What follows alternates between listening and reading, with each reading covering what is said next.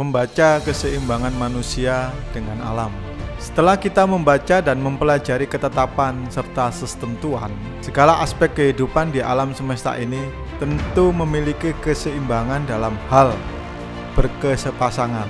Sudah menjadi sebuah ketetapan oleh Sang Pencipta untuk menciptakan keseimbangan tersebut, agar makhluk hidup di dalamnya berjalan harmonis sesuai dengan kehendak Dia.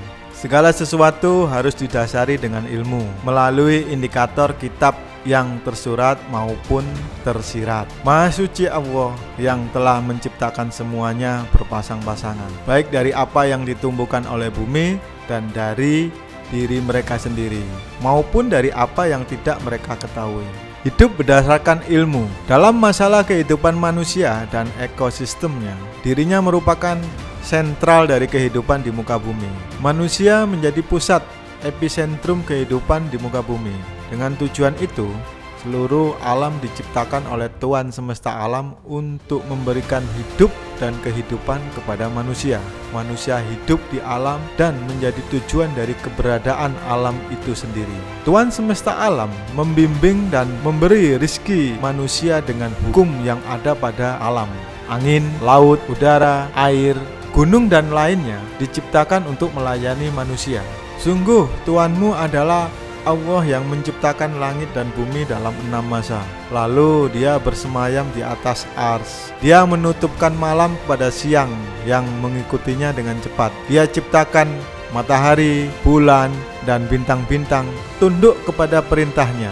Ingatlah, segala penciptaan dan urusan menjadi haknya. Maha suci Allah, Tuhan seluruh alam.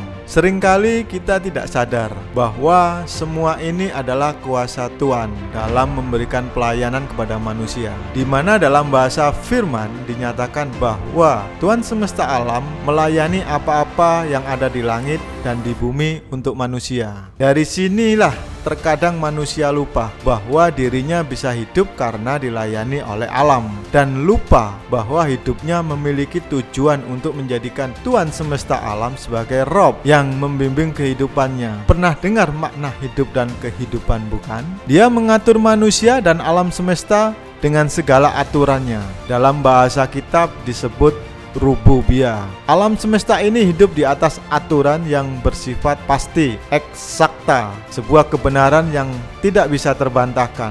Matahari bersinar tepat pada waktunya dan musim selalu beredar sesuai garis edarnya. Alam semesta adalah wujud dari hukum kepastian yang tidak akan berubah. Semua makhluk hidup tunduk pada hukumnya. Di alam ini penuh dengan aturan-aturan dan hukum-hukum yang bekerja secara otomatis, ibarat mesin besar yang sudah berjalan dengan baik, running well, sesuai dengan aturannya dan tidak ada yang bertabrakan dan tidak fungsional. Kesetimbangan inilah yang mewujudkan keserasian dan keharmonisan pada alam. Oleh sebab itu, manusia dilarang melanggar hukum kesetimbangan agar tidak terjadi dampak negatif pada kehidupan alam semesta. Kesadaran manusia untuk bertakwa agar menjadi pribadi yang baik, manusia paripurna harus memaksimalkan akal pikir batiniah dengan landasan iman, bukan berlandaskan nafsu pribadi egosentris, dengan meluruskan sudut pandang untuk berilah kepada satu Tuhan saja, meninggalkan pola pikir pragmatis, individualis, agar karakter Tuhan bersemayam di dalam kesadaran kita. Jangan mau diperbudak oleh hawa nafsu pribadi dan menjadikan hawa nafsu sebagai Tuhan atas dirinya. Maka pernahkah kamu melihat orang yang menjadikan hawa nafsunya sebagai tuannya dan Allah membiarkannya sesat dengan sepengetahuannya, dan Allah telah mengunci pendengaran dan hatinya serta meletakkan tutup atas penglihatannya? Maka siapakah yang mampu memberinya petunjuk setelah Allah membiarkannya sesat? Mengapa kamu tidak mengambil pelajaran? Hanya dengan pengenalan nama dan pengajaran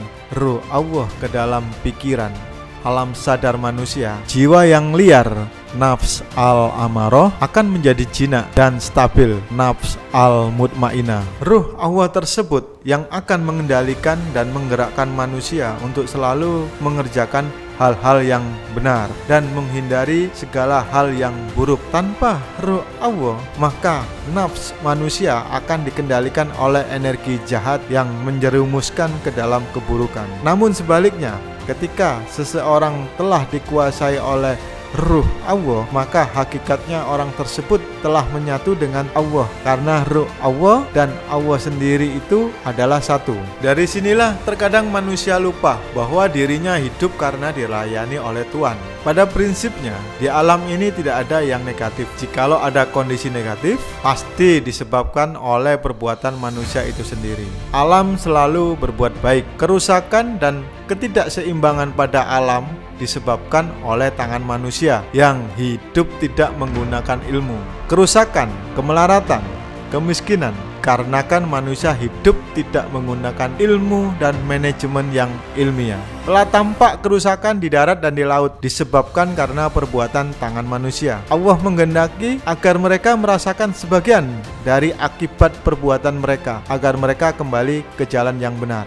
Manusia seharusnya menjadikan ilmu sebagai panglima. Ilmu adalah wujud dari Tuhan. Amatilah alam semesta. Oleh sebab itu, tidak ada alasan lagi manusia untuk tidak mau tunduk patuh kepada Allah, Tuhan semesta alam. Dan langit telah ditinggikannya, dan Dia ciptakan keseimbangan, agar kamu jangan merusak keseimbangan itu. Dan tegakkanlah keseimbangan itu dengan adil, dan janganlah kamu mengurangi keseimbangan itu. Itulah Maha Pengasihnya. Dia menciptakan alam untuk melayani hidup manusia. Alam telah sempurna mengabdi kepadanya. Apa yang diundangkan, itu pula yang ia jalankan. Maka terciptalah keseimbangan. Dalam kehidupan manusia, tidak serta-merta langsung tunduk patuh aslama kepada apa yang diundangkan atasnya. Itulah sebabnya dalam bahasa firman, manusia disebut sebagai makhluk pilihan, memiliki opsi untuk tunduk patuh atau menjadi oposisi dari hukum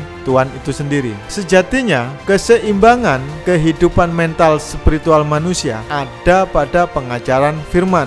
Ketidakseimbangan kehidupan mental spiritual manusia karena ia tidak memiliki ajaran isme Tuhan. Kegelisahan, ketakutan, kekhawatiran, kesedihan adalah bentuk tidak stabilnya mental spiritual. Sesungguhnya orang-orang yang berkata, Tuhan kami adalah Allah, kemudian mereka meneguhkan pendirian mereka, maka malaikat-malaikat akan turun kepada mereka dengan berkata, janganlah kamu merasa takut dan janganlah kamu bersedih hati, dan bergembiralah kamu dengan memperoleh surga yang telah dijanjikan kepadamu. Jadi amat jelas diutusnya para pembawa risalah dengan membawa kitab yang berisi ajaran Tuhan adalah untuk menjadi umat kesayangannya, sehingga hidup dan kehidupan manusia beratasnamakan Tuhan semesta alam, bukan beratasnamakan kepentingan pribadi. Sudahkah kehidupan Anda berdasarkan firman ajarannya untuk menjadi umat yang disayang Tuhan, mengatasnamakan Tuhan yang Maha Pengasih dan Penyayang? Maukah Anda hidup dan berkehidupan berdasarkan ajarannya?